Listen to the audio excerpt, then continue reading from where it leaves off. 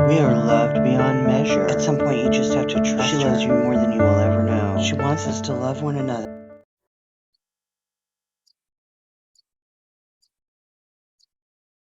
Good morning and welcome to another episode of Priestess at the Altar. Happy Sunday morning to you. Let's start in our usual manner. Get centered. Let's take our 3 deep breaths and say our Sunday morning Priestess at the Altar prayer, shall we? So let's take our 3 deep breaths. If you can not be distracted by that very loud bird outside my window, which is kind of lovely. I love to hear the bird song, don't you? Okay, so here we go. In through the nose, out through the mouth.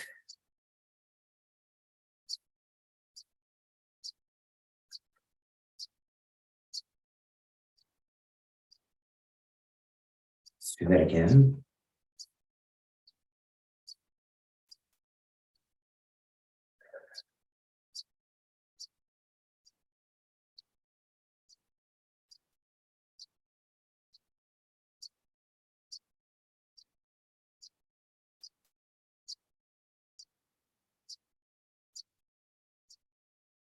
Okay, and now we're all here.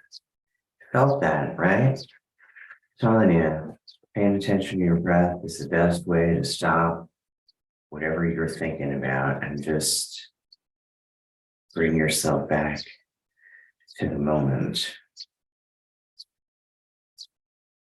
It is our love and our passion, our faith that brings us here where we can spend just a little time to commune, to be still, to feel the life force of human connection, which also connects us to her.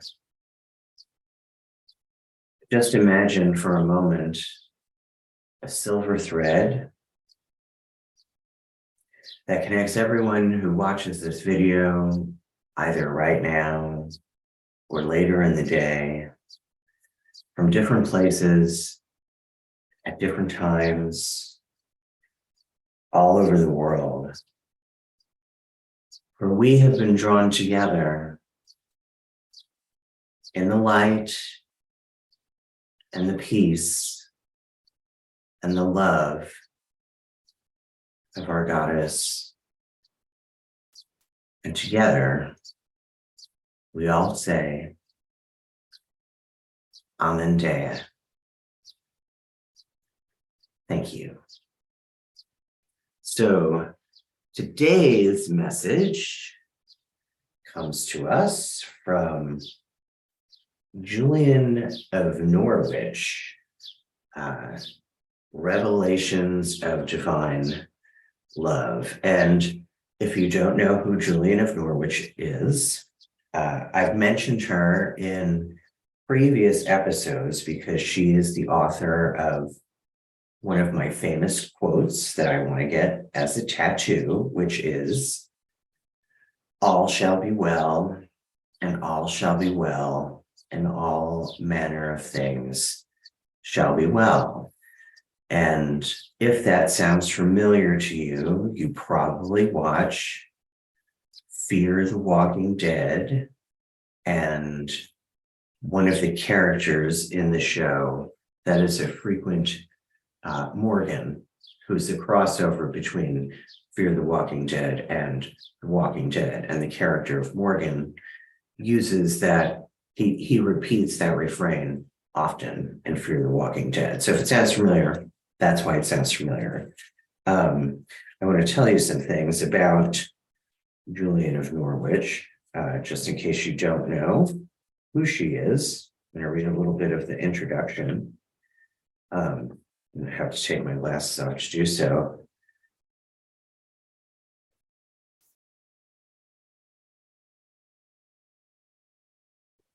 So she was known as Mother Julian of Norwich, and she was born towards the end of 1342, and the day she died is kind of unknown, but she probably lived well into her 70s, and these revelations, of which there are 16, those revelations, she wrote them down on May 8th, 1373, following an illness. She was very ill, and then when she recovered from this illness, she wrote down these revelations, and she was an anchorite, and that means, I think that means just a recluse, like she was contained in a cell, just a sparsely furnished cell at willingly at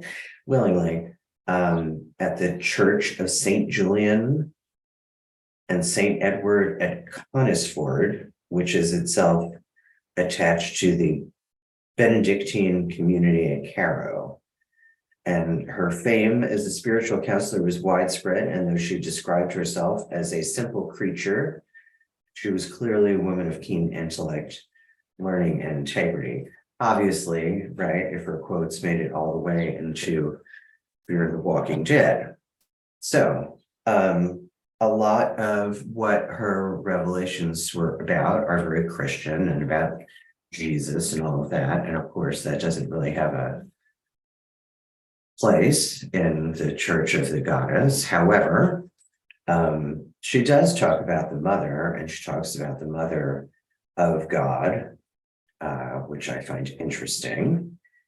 And in one of these revelations, I have taken a piece of it and replaced some words, like I do, so that I can use them for today's message. And the message today is that Goddess is all that is good and gently enfolds us. In comparison with the Almighty Goddess, creation is nothing. And man can have no rest until he totally denies himself and everything else for the love of Goddess. Total surrender. Total, unabating, unabiding surrender. It was at this time that forgive me, Julian of Norwich. I almost made a sign across. Oh my God, I'm such a recovering Catholic. When I tried to be a practicing pagan, I made some sort of version of that, but with a 5-pointed star with a pentacle. So anyway, so this is my blasphemous rewriting of the Julian of Norwich revelation. Goddess is all that is good and gently enfolds us. In comparison with Almighty Goddess, creation is nothing. Man and woman can have no rest until she totally denies herself and everything else for the love of Goddess. Here's the revelation. It was at this time that she showed me spiritually how intimately she loves us. I saw that she is everything that we know to be good and helpful. In her love, she clothes us, enfolds us, and embraces us. That tender love completely surrounds us, never to leave us. As I saw it, she is everything that is good. And she showed me more, a little thing the size of a hazelnut on the palm of my hand, round like a ball. I looked at it thoughtfully and wondered, what is this? And the answer came, it is all that is made. I marvel that it continued to exist and did not suddenly disintegrate. It was so small. And again, my mind supplied the answer. It exists, both now and forever, because Goddess loves it. In short, everything owes its existence to the love of Goddess. Now I'm going to stop there and talk about that for a little bit, this whole hazelnut analogy, and then I'll go on because there's a few more paragraphs, but I want to stop there with this whole hazelnut thing. What is this? And the answer came, it is all that is made. So hazelnut is a representation of all that is made, right? Everything she has ever done fits in the palm of my hand, because it's another very loud bird. Because in comparison to what she is, it's nothing. Think about that. Try and I want you to just spend a moment with that analogy.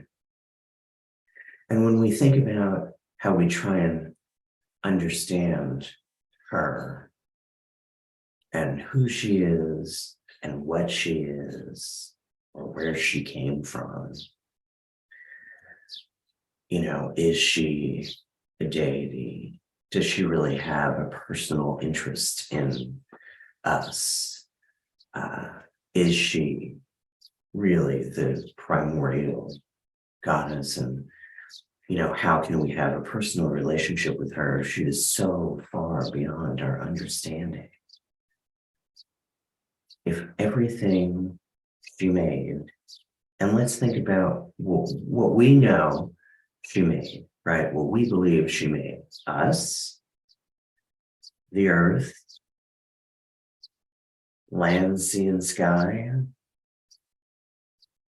the planets, the solar system, the cosmos.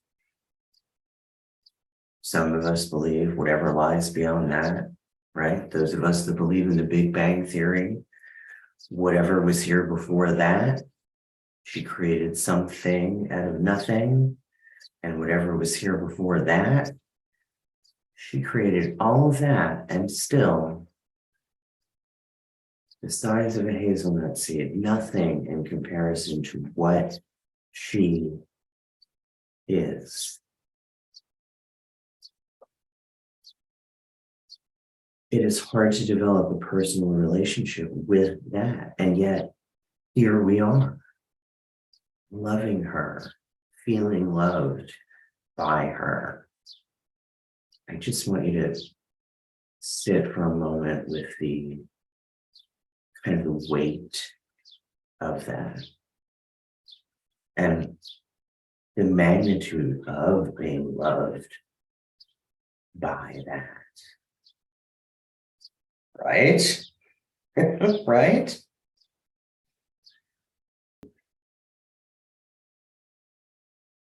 I'm going to read a little more of what Julian said. Changing the pronouns, of course. In this little thing, I saw 3 truths. The first is that God has made it. We're still talking about the hazelnut. The first is that God has made it. The second is that God loves it. And the third is that God sustains it. And so those are the 3 truths. That is the message of today as well. God loves it. God has made it. God loves it. God sustains it. Made it, loves it, sustains it. Same is true of us. Made us, loves us, sustains us.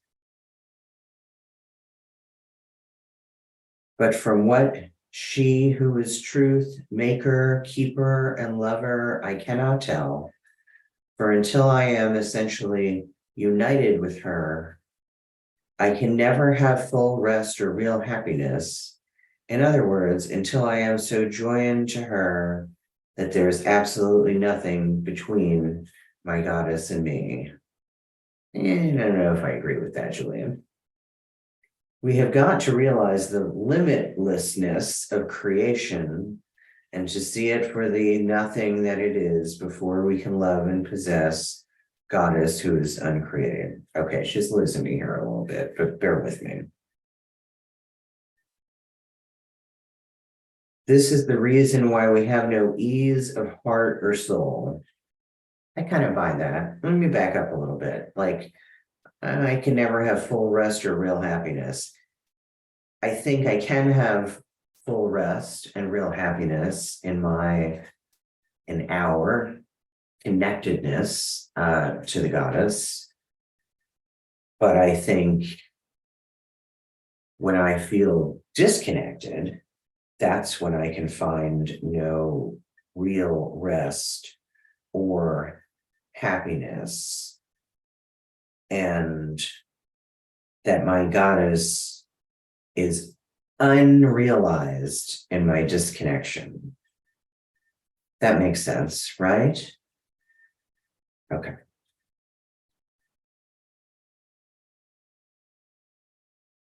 So we have no ease of heart or soul, for we are seeking our rest in trivial things which cannot satisfy, and not seeking to know goddess, almighty, all wise, all good. She is true rest. It is her will that we should know her, and her pleasure that we should rest in her. Nothing less will satisfy us. No soul can rest until it is detached from all creation. When it is deliberately so detached for the love of her who is all, then only can it experience spiritual rest. So, I mean, in her view, and in perhaps the view of Christianity today, we can never be fully realized in our love for the goddess or her love for us until we croak. But I think in the view of our spirituality and of goddess lovers, I don't think we see that, right? I mean, we don't think that. We experience her love in the here and now. That's why we pray and meditate. If we believed we couldn't have it until we died, what would be the point of prayer and meditation? What would be the point of ritual and commitment? What would be the point of Sacred Sundays with Kelly? Like, what would be the point, right? What would be the point? So we do it so that we can at least, I mean, of course, it can't compare to how we feel with her in the non-physical realm in whatever happens after we die, in between place. I'm sure that is beyond our understanding, the pleasure that awaits us there. Or, maybe it's not like that at all. Maybe we die and we meet with some representative and we just check some boxes like, yeah, what did you learn? What did you learn? What do you want? Where do you want to go next? Blah, blah, blah. And we never even get to meet her face to face because she is more than we can understand, right? So maybe how we experience her in our human form, maybe that is the most pleasure we're ever gonna get. Maybe that is the most of her love that we will ever know. We don't know, right? That's why we seek. That's why, because there's the mystery. That's why we remain enthralled with her, right? Okay. She showed me too the pleasure it gives her when a simple soul comes to her openly, sincerely, and genuinely. It seems to me as I ponder this revelation that when the Holy Spirit touches the soul, it longs for goddess rather like this. Goddess of your goodness, give me to yourself, for you are sufficient for me. I cannot properly ask anything less to be worthy of you. If I were to ask less, I should always be in want. In you alone do I have it all. Such words are dear indeed to the soul, and very close to the will and the goodness of Goddess. For her goodness enfolds every one of her creatures and all her blessed works, eternally and surpassingly. For she herself is eternity and has made us for herself alone, has restored us by her blessed passion, and keeps us in her blessed love, and all because she is goodness. So I want to talk a little bit about this. It mentions her. I like this line, for her goodness enfolds every one of her creatures, including us.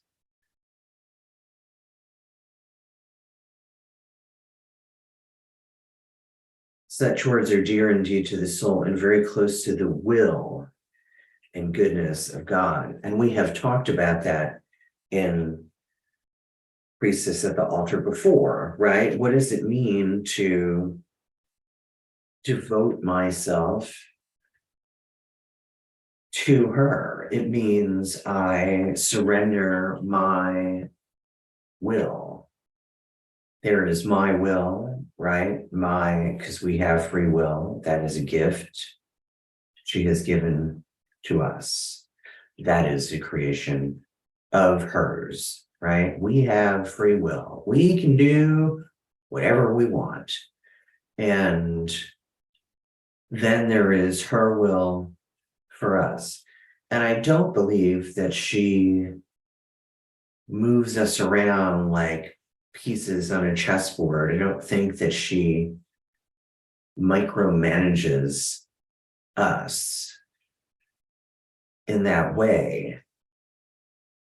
But I think that her will for us is to be happy and to be free and to not torture ourselves and to not be in existential pain and to not, do all of the things that we do ourselves as humans, or to do the things that we do to one another. I do not think that is living by the will of the goddess. So when I say I surrender my will, that's what I mean. I surrender myself to her will for me, because my will is not always in alignment with her will for me.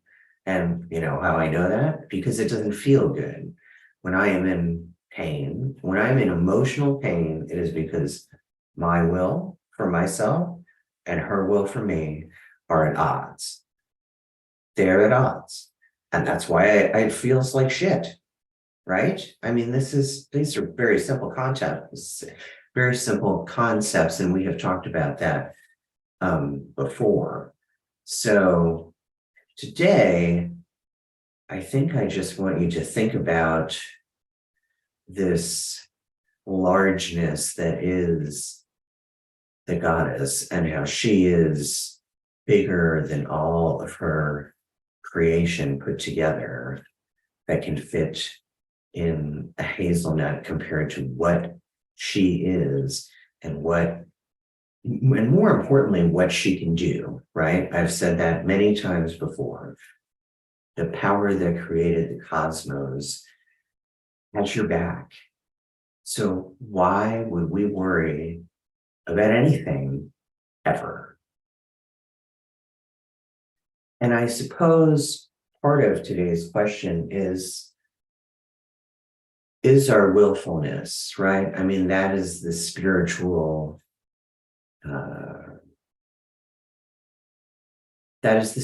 challenge, right? If we know her will for us, or we think we have a pretty good idea, right? General terms. She wants us to be happy. She wants us to be kind. She wants us to support one another, to be charitable, to be compassionate. I think all of these things are her will for me as well. And being those things does feel good. So if I believe all of those things in my heart, in my soul, where does the conflict come from? Where does the desire to buck against that current come from? Where does it come from? I think it comes from the ego, which raises the philosophical question of, well, then why do we have an ego? Why did she give us that? Which I can only assume goes back to it is part of her grand design that we don't understand. That the ego is something that puts us in conflict with her will for us, because that conflict is something that ignites the spark of our seeking, right? It ignites the desire to get closer to her. Because if we were born into this physical body already connected, already knowing, what would be the point of us being here, right? We came to experience, and we came to learn, and we came to burn off karma from the last time we were here, and we came to advance, and we came to grow, and we came to heal, and we came to deal with ancestral lines going forward and going back here. Like, we came to do so many things, and we can't do all of those things if we came into these physical bodies, perfectly healed, perfectly whole, perfectly connected. You know what I mean? There would be no point in us being here. I was in a community event in Women's Spirit earlier today, and the author that we were hosting said, in her view, she spoke to Mother Ayahuasca, and she said to her, you spend your whole lives being in a body and trying to get out of it, and then in the in-between place, you get out of it, and then you go right back into another one. So we must, we choose that, or it's predestined. I mean, who knows? Maybe we get all this knowledge when we're in the in-between place. I don't know. That's why we come together to talk on Sundays and chat in the comments, and we're on this journey together, right? That's why I have these sacred Sundays with Kelly, and I'm going to do another live premiere soon so we can chat in real time. But I think for today, what I really want to leave you with is, are you ready to surrender yourself fully to your goddess? Fully. And what does that mean? Like, what does that look like for you? How would your life be different if you were fully surrendered? If you brought yourself wholly to your goddess and said, I want to feel as much of your love as I am able to, as a human being having this human experience, but being on a spiritual journey, right? Because that is the blending of a material world and another world that is not material. That place that you go to when you're really in the zone, when you meditate, or the place that you go to when we sleep at night and when we dream, or that place that, if you do ritual, when you're really in the zone in ritual, I know that you know what I'm talking about. That place when you're like, whoa, that place. When you surrender to what you experience in that place and you want to experience as much of that as you can, and you surrender to that, are you ready for that? Can you handle that? How much of her love can you take? Because when you think about what she is, which is greater than everything that she has created, are you ready for that love? That's what I want you to take with you, and that's what I want you to think about when you log off of YouTube today. So, as always, please rate and review, share.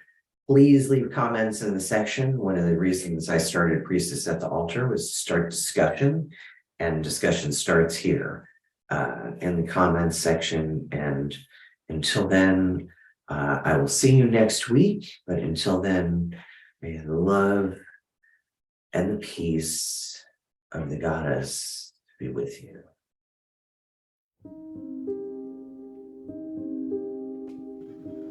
Thanks for watching Church of the Goddess, Priestess at the Altar. You can find me here every Sunday morning. Be sure to check out the Church of the Goddess and the Girlfriend God's other content, the Girlfriend God podcast, which you can find right here on YouTube, iTunes, and Spotify, or wherever else you get your podcast fix. And then we have the Mod series also right here on YouTube, and you can find other Church of the Goddess and Girlfriend God social media content on Facebook, Instagram, and TikTok. The